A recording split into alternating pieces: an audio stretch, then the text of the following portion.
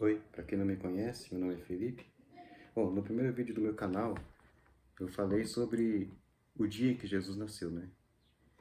E agora eu quero, né, como uma parte 2 dando sequência, falar sobre o ano que Jesus nasceu. Por quê? Eu acredito que muita gente, a maioria das pessoas, tem a noção errada, né? Que Jesus nasceu no ano zero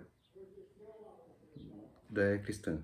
Só que isso não é bem verdade. Jesus não nasceu no ano zero. Por quê? Na verdade, por exemplo, o nosso ano zero não é o ano zero verdadeiro. Nós somos, por exemplo, né, nós só estamos em 2020 por causa de um erro de cálculo de um monge do século VI, né? A Bíblia de Jerusalém, que é essa Bíblia que eu estou usando aqui, ela tem uma nota de rodapé que ela fala sobre esse erro de cálculo.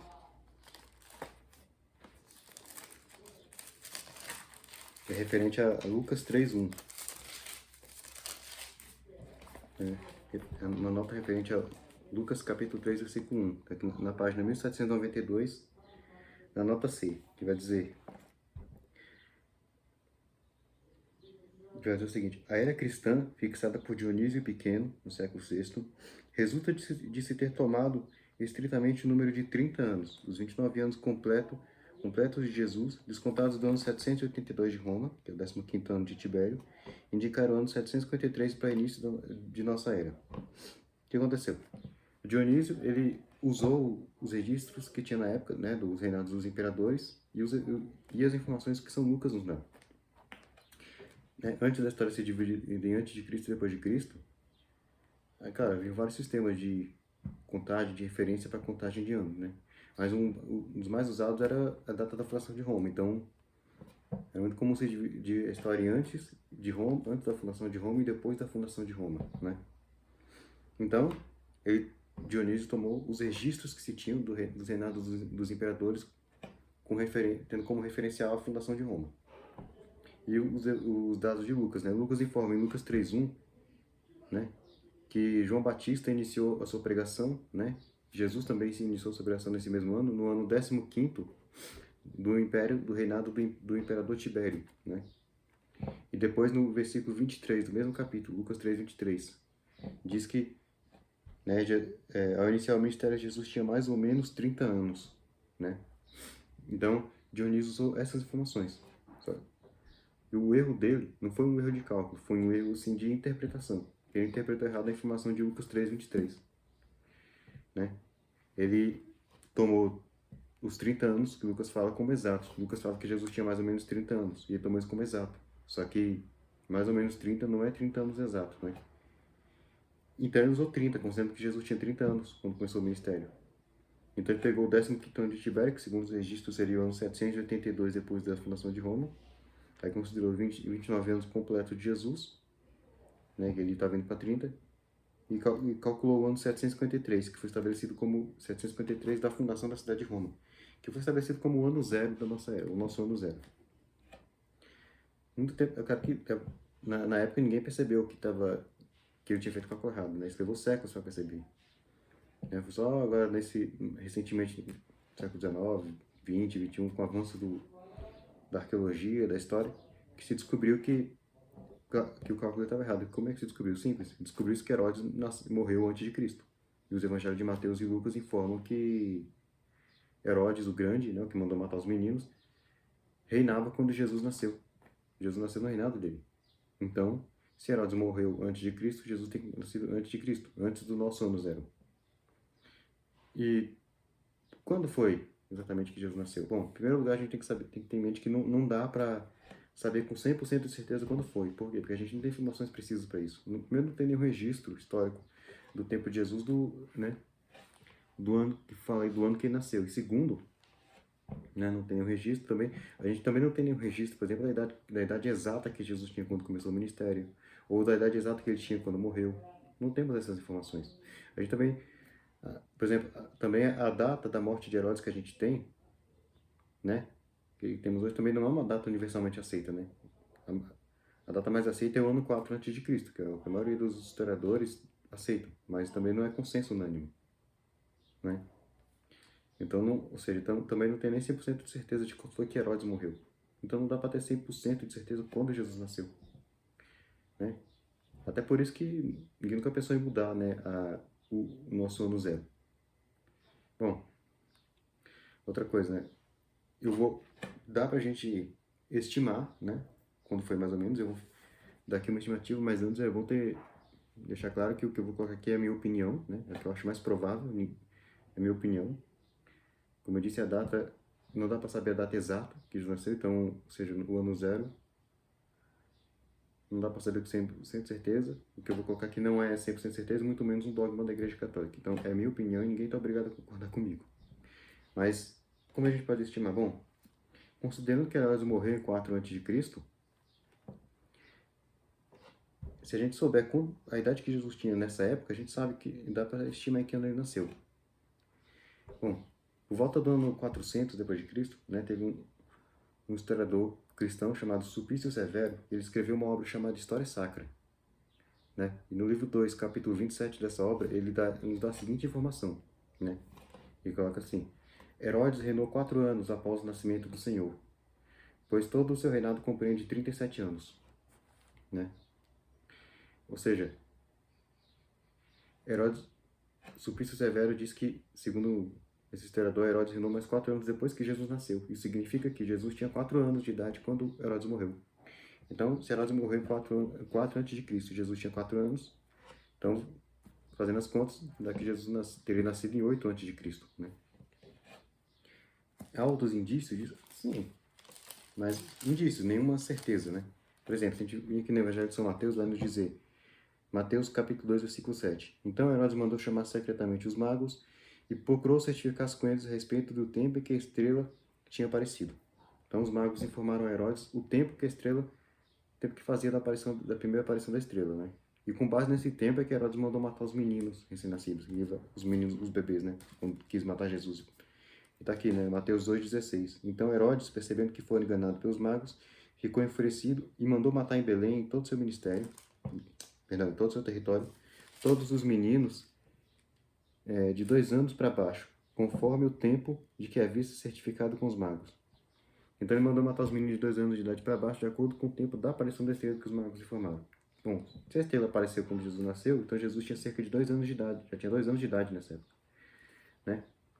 Orígenes, um teólogo cristão do século III, ele nasceu no ano 185 e morreu no ano 253 da era cristã. Ele escreveu uma obra chamada Contra Celso, né? Ele estava refutando um pagão chamado Celso. E no livro 1, capítulo 59 dessa obra, ele diz o seguinte: Portanto, se por ocasião de novos reinados ou de novos acontecimentos importantes na Terra surge um cometa, ou algum dos astros semelhantes, que há de espantoso que um astro tenha surgido no nascimento daquele que haveria de abrir novos caminhos para a raça humana e introduzir sua doutrina, ou seja, está falando de Jesus. Não só entre judeus, mas ainda entre muitos gregos e entre os povos bárbaros. Quanto a mim posso dizer com relação aos cometas, nenhuma profecia referida que sobre tal reinado e tal época surgiria tal cometa, mas sobre o astro que surgiu no nascimento de Jesus, Balaão profetizou dizendo, como observou Moisés, um astro procedente de Jacó está na chefe, um cetro se levanta procedente de Israel. Está citando Números 24, 17. Balaão foi um adivinho, né? Moabita, né? A história dele está narrada em Números 22,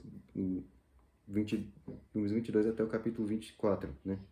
Ele era um adivinho moabita, que foi contratado pelo rei de Moab, Moab seria a atual Jordânia, né? Para amaldiçoar os hebreus, que estavam no território moabita. Né? E o rei queria expulsar ele de lá, mas tinha medo de enfrentá-los porque tinha ouvido falar do poder de Deus, né? Então ele contrata o adivinho para amaldiçoar. Só que Deus aparece para Balaão, né? O adivinho, e diz para ele não amaldiçoar o povo. Pelo contrário, abençoar. Então Balaão abençoou o povo. E quando abençoou, ele ele fez essa profecia. Um astro procedente de Jacó está na chefe.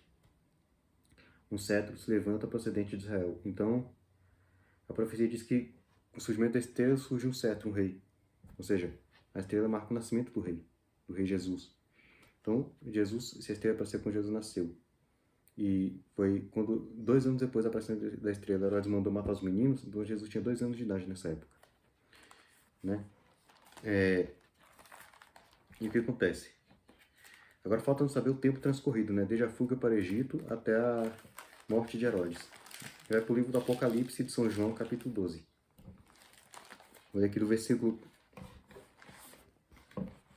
4b, né? Ou seja, a segunda parte do versículo, até o versículo 6. Diz assim: O dragão postou-se diante da mulher que estava para dar à luz, a fim de lhe devorar o filho, tão logo nascesse.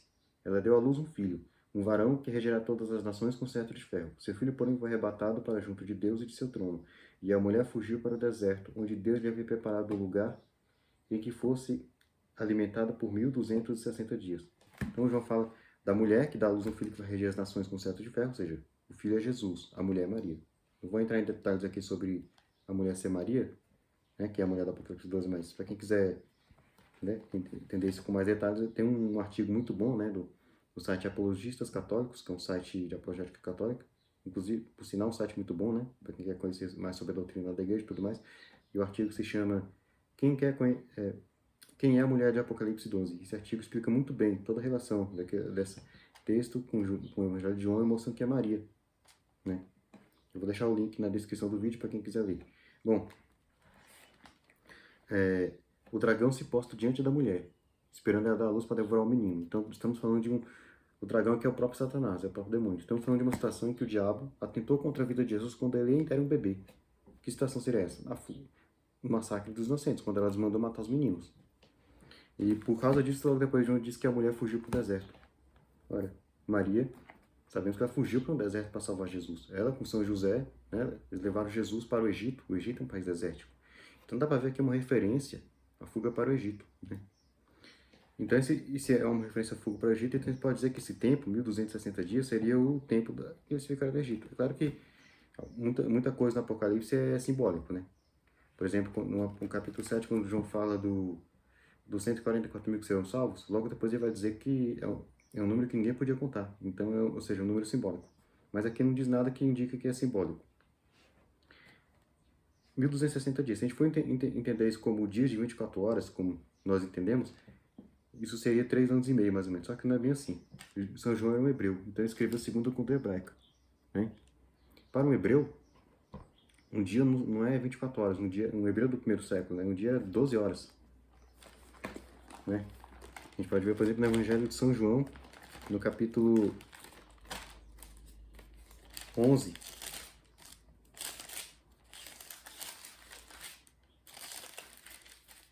versículo 9, Nosso Senhor Jesus Cristo dizendo: Respondeu Jesus: Não são 12 as horas do dia?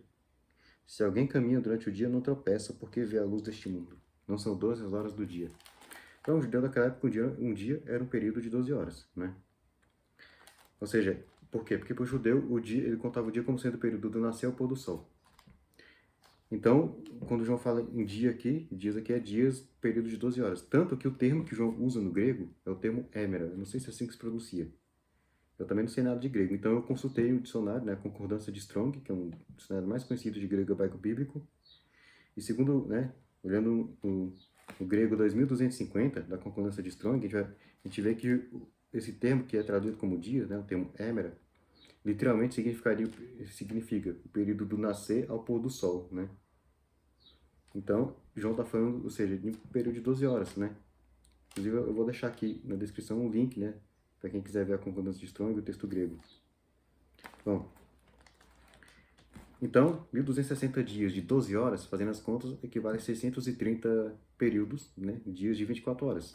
E 630 dias de 24 horas, se você fizer as contas, né? Considerando, seja o calendário grego, gregoriano, que é o nosso, ou o calendário judaico, não tem muita diferença, né, em tempos, em dias, vai dar um período de cerca de 1 ano e 9 meses.